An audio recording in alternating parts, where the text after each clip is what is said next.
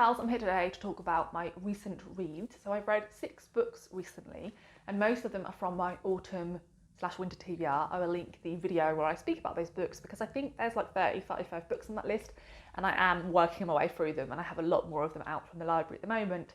And it's just like perfect weather. It's suddenly got much colder here. It's been really windy the last couple of days, and it's really grey and raining today. So perfect cosy day for reading. Before I start talking about the books, I just want to say I've just had a delicious smoked tofu, smoked like vegan cheese and pickle salad sandwich. It was delicious, but now my stomach's like making weird gurgling noises, so if my mic picks that up, that's what that is. Let's hope it doesn't though. So firstly, I'm going to start with my least favourite and then work my way up to my most favourite, and there's like a real range here, everything from 2 stars all the way up to 5 stars, which is always a delight. So firstly, and this was very disappointing because this was the Patreon book club pick for October, and I think most of my Patreons didn't enjoy this one. There was a couple of people who thankfully did enjoy it, because it's always rubbish if it's a book I kind of put forward and then everyone doesn't enjoy it. Now I put this one forward because I've previously read this author's first book, the author being Molly Aitken. Her first book was The Island Child, and this being her second book is called Bright I Burn. And I enjoyed The Island Child, and I knew a few other patrons had read and enjoyed that, so I thought this one would be a good bet. Massive disappointment. This is only about 6 hours on audio, so I think it's probably quite a short book in physical form.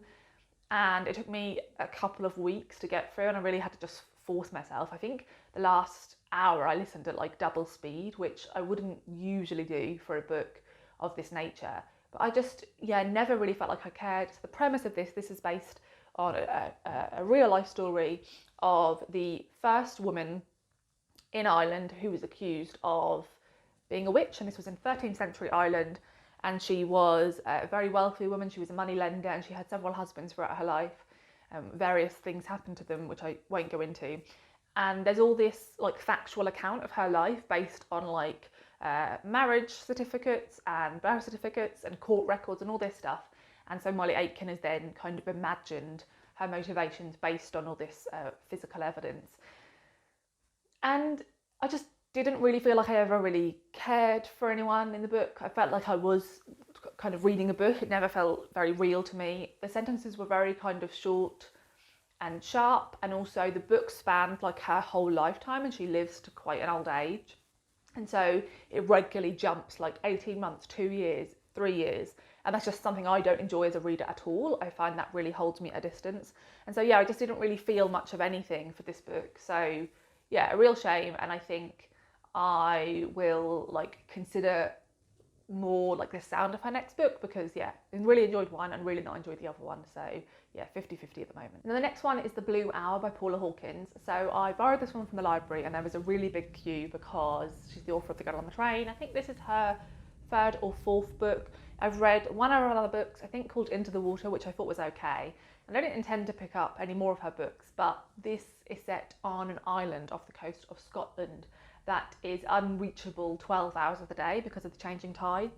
And I thought that sounded intriguing because I love a book set on an island. I love when people like live kind of remotely or a bit self-sufficient. I think that's all really intriguing. And so the premise of this is that this artist has died, and she has bequeathed her whole kind of artistic estate to this gallerist, and she's now been dead for several years, and they still haven't managed to get all of her artwork because her friend, who she left her house to, is kind of hiding it all away from them. But at the start of the book, they are showing one of her pieces of artwork, which includes what is thought to be a bone from, I think, a sheep. And a forensic scientist happens to be visiting the gallery and says, actually, like, that's a human bone. I'm pretty sure that is a human rib cage. I think it's a rib cage. And so there's this investigation as to, why she would have a human bone. Her husband, the artist's husband, also went missing like many years before. And so there's like, fear that it could be like his bone and like she murdered him. So the whole book kind of unfolds. We are following from the perspective of this man who works for the gallerist, and he starts to visit the artist's friend on the island and try and kind of find more out. and you are also reading excerpts from the artist's diary when she was alive over many years, and then also hearing the perspective of her friend, who is a kind of odd character. And yeah, this was like an okay read. Yeah, I like books on an island, but I think you can kind of see where this is going to go. I also think the perspective of the guy who worked at this kind of artistic estate was a bit kind of run-of-the-mill and uninteresting. So I enjoyed this. I read it in like 2 sittings and returned it to the library so that other people who are waiting in the list can get to it. But yeah, this isn't one that I would like highly recommend if you're not already interested in it. Now this next one was a real disappointment, because when I read the blurb of this book, this is a newer release, I was like, oh my god, I could like really love this book. And I've already been hearing things about this author, thinking he's somebody whose work I could enjoy. So I requested it at the library, and when I read the first maybe like 80 pages, I was thinking, oh, this has like 5-star potential, like I could end up really loving this book. And then it got to part 2 and it went in kind of a different direction, and I ended up really not loving that final section. So this is like a mid-read for me. I'm unsure if I will try something else from this author, so I'd be interested to hear your thoughts if you read more from him. And that is Andrew Miller, and his newest book is called The Land in Winter. So the premise of this is that this is set in December 1962 in a small village near Bristol, and you are following 2 newly married couples who are neighbours. One of those married couples live on a farm, and the husband is from a wealthy background, but he's kind of walked away from that wealth and bought himself a farm and is trying to kind of like learn to be a farmer. And his wife is from a much more working class background than him. And then the other couple are both from a middle class background, and the husband is the village doctor. And both wives are heavily pregnant.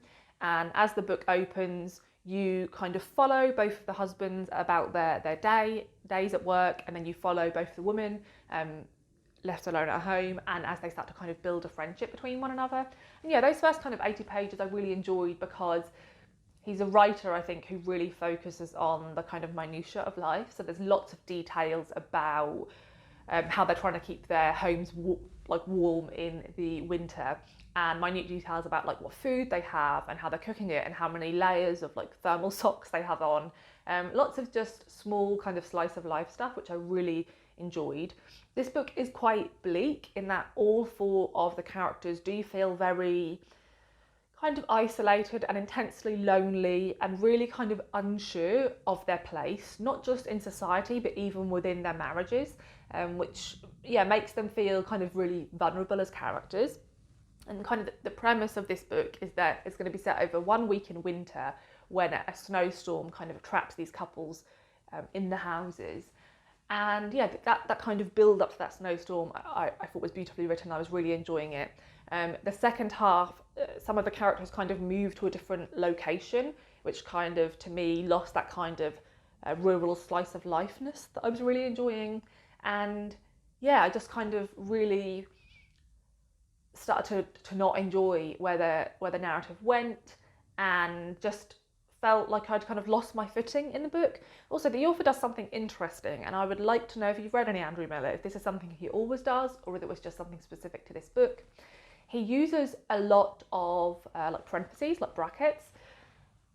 And at first I was like, oh, is it just this character who's going to do that a lot? And I was wondering whether it was like an indicator for the character being like neurodivergent, because they were often used to give like the specifics of something. So for example, when the doctor was using a certain fountain pen, in brackets it would tell you like the precise brand of the fountain pen and what like ink cartridges it needed. So it'd have a lot of details of things like that.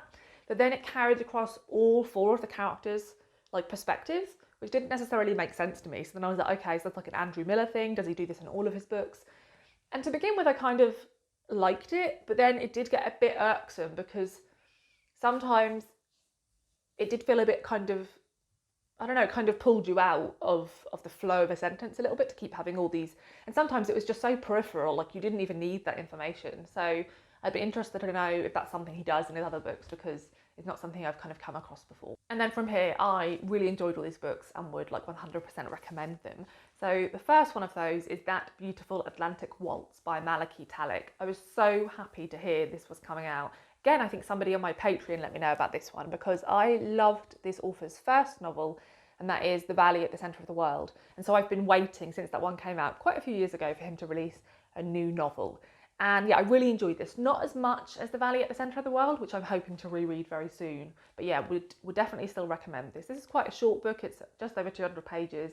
And it's a really gentle book, fairly plotless. So if you're not into books that are just focused on a really slow-paced kind of slice of life story, then this won't be for you. But there were elements of this book I loved. And there was just kind of one storyline in this that stopped me from like absolutely adoring this. So the premise is that in the blurb we're told that there are two perspectives. One is a young man called Sonny in the 1950s who works on a whaling ship that travels across the Atlantic Ocean, and he is from the island of Shetland. And the other is set in the present day on Shetland, following a man called Jack, who is in his early 60s, and he has lived alone in the house he was born in for many, many years, and it's kind of about his solitary life. So actually, Sonny's perspective doesn't take up 50% of the novel. You hear from Jack a lot more. And actually, Sonny is Jack's father. So the reason you're hearing Sonny's perspective is because you kind of see Jack from the moment he was born, and you get to find out about his years of growing up and how he kind of became this man who has lived a really solitary life. Like, he doesn't appear to ever have had a romantic relationship, and yeah, he lives alone, and he can regularly go for quite a while without talking to anyone. So personally, I would have given this book 5 stars and absolutely loved it if it was just Jack as an older man, because I do think those first couple of chapters of Sonny on the whaling ship, I was a bit like, oh my god, like, I don't love this, and I'm gutted because I loved his previous book. But yeah, if you've read the first chapter and you're like, oh, don't know if I want to just spend time on this whaling ship, then that's like a tiny, tiny bit of the narrative, because most of Sonny's perspective is actually about Jack as a young boy growing up. But I love Jack's perspective. Like, it's basically about this man who lives alone.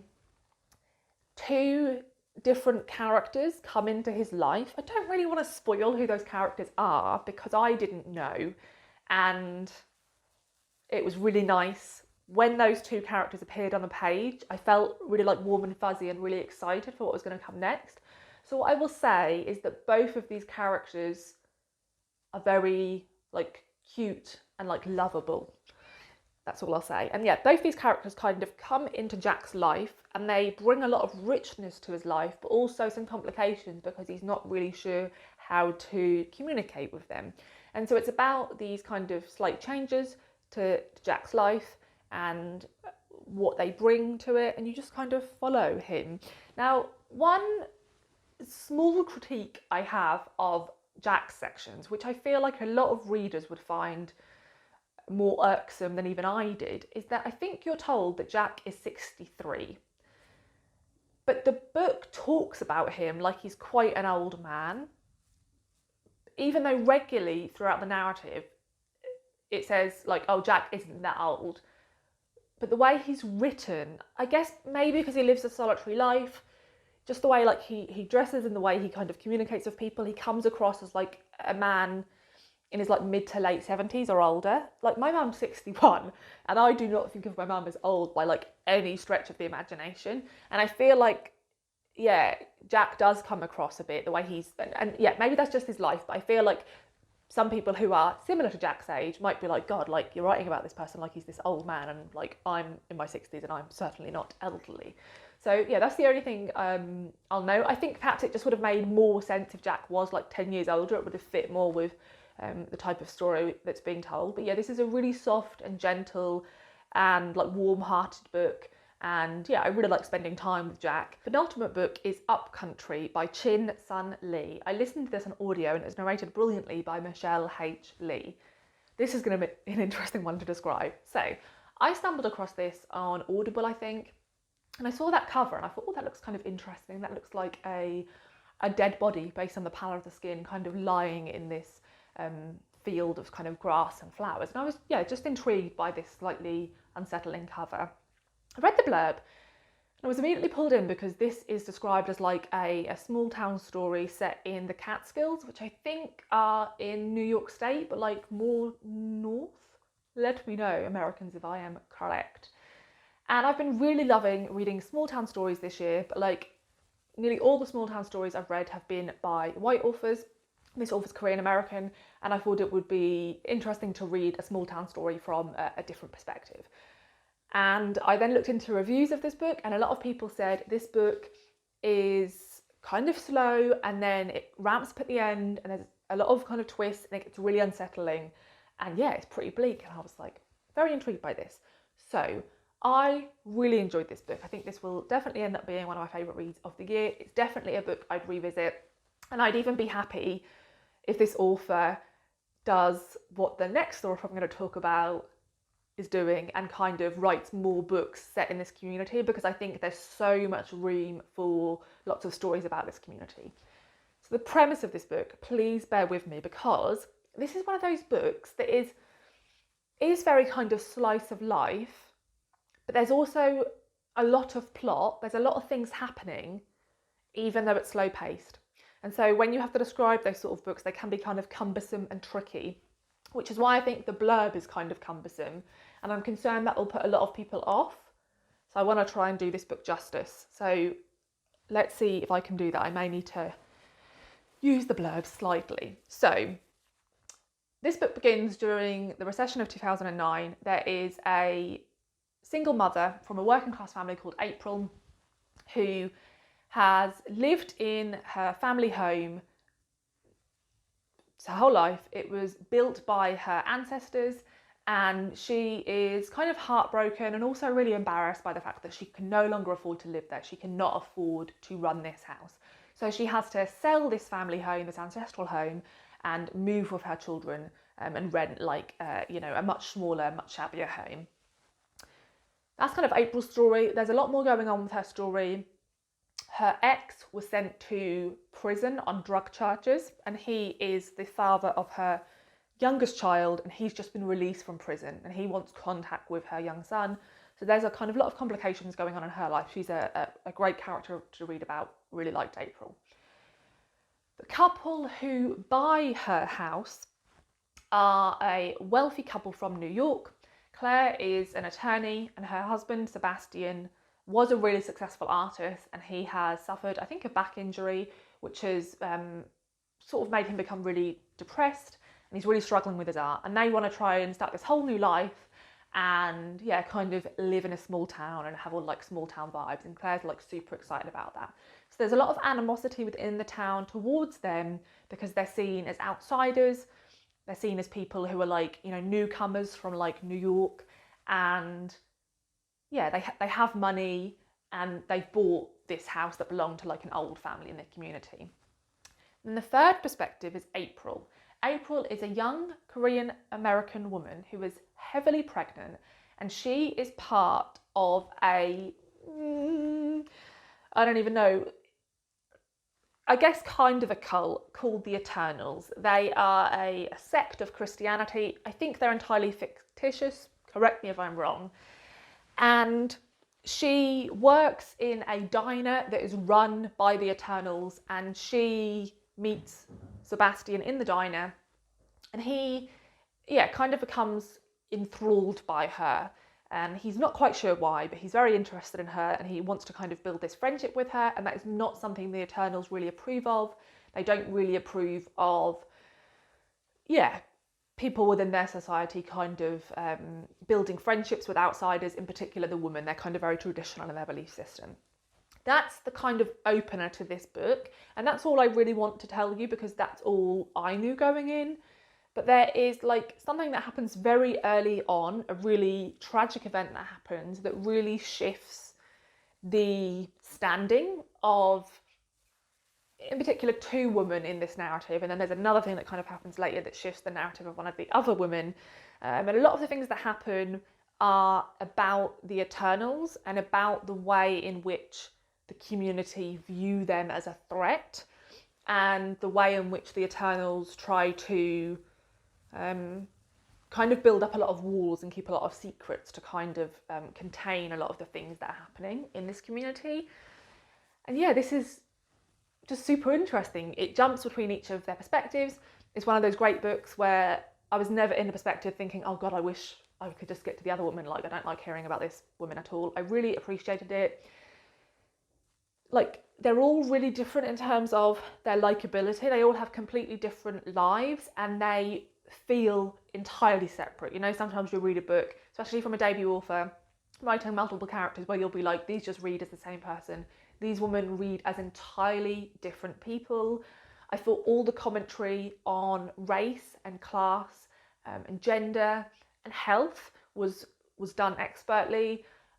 I just really enjoyed this. I think it is one of those kind of small town slice of life books, but actually it's dealing with a lot of quite tricky, upsetting content.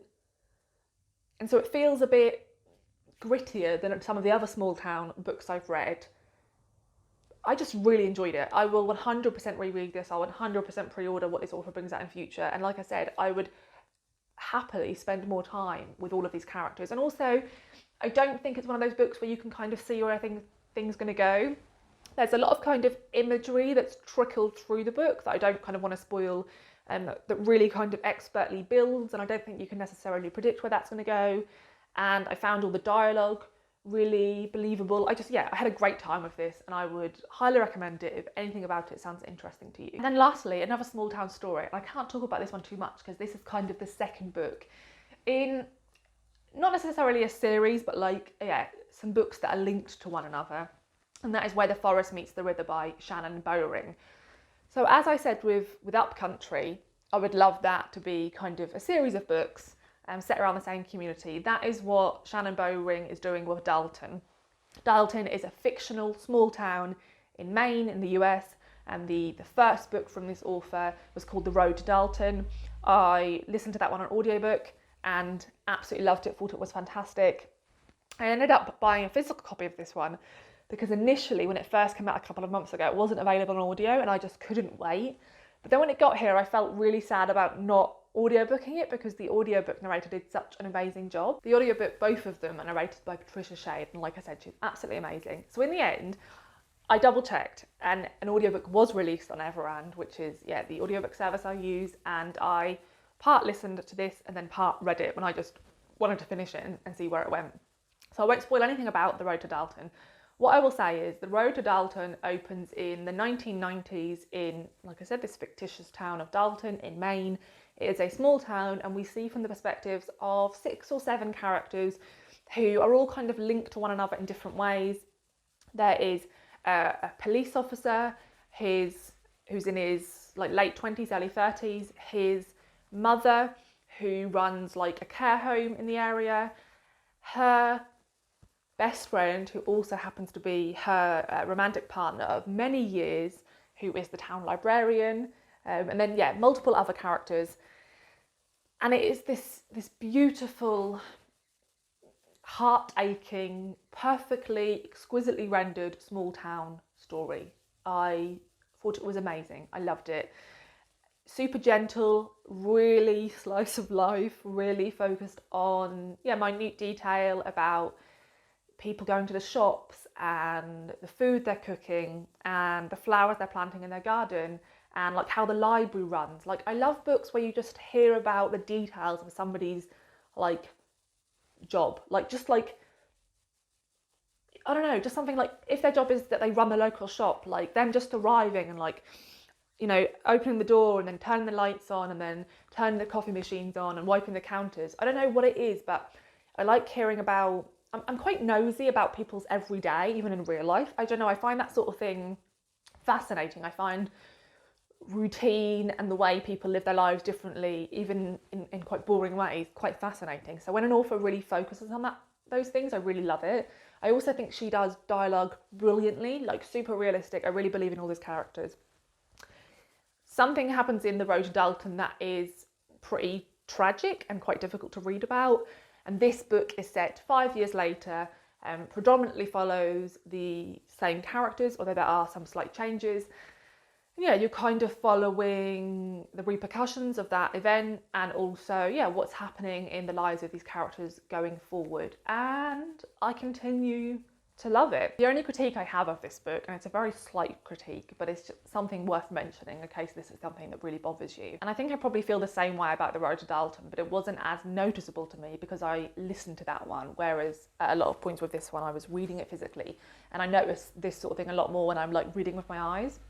Is that oftentimes at the end of a chapter, there would be a fairly kind of sentimental sentence that I felt like didn't need to be there.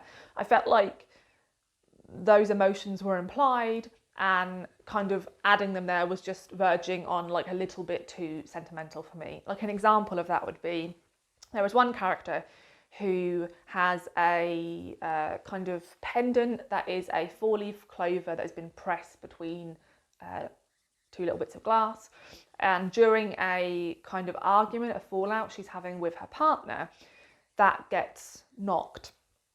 And after the kind of argument has ended, she picks it up, and the chapter ends with something like, oh, the surface of the pendant was scratched but not broken, and it was, still usable or something like that. And I was like, obviously that is a metaphor for the relationship, and like we didn't need that. Like we have already watched the conversation they have had. We can see that they are in a difficult situation, but that it is fixable, and so this additional metaphor is not required. So yeah, there was just a few little bits like that I would like to remove, but that's a really small critique that would make this book like a 4.75 rather than a 5-star. I love this world. I really want to spend more time in this world, and I 100% know I need to read some Elizabeth Strout, because I know lots of people are comparing this kind of world to the Amgash books, I think that's how you say it, by Elizabeth Strout. So I have requested the first book in that series from the library, and I am waiting to go pick that one up. So yeah, those are the books I've read recently. I had some really great reads, and then also some not so great ones. I would love to know if you've read any of these books, and if so, what your thoughts were on them. And also do let me know if you are going to pick any of them up based on my recommendations. That's always lovely to hear. Thanks for watching, and I'll see you in the next video. Bye.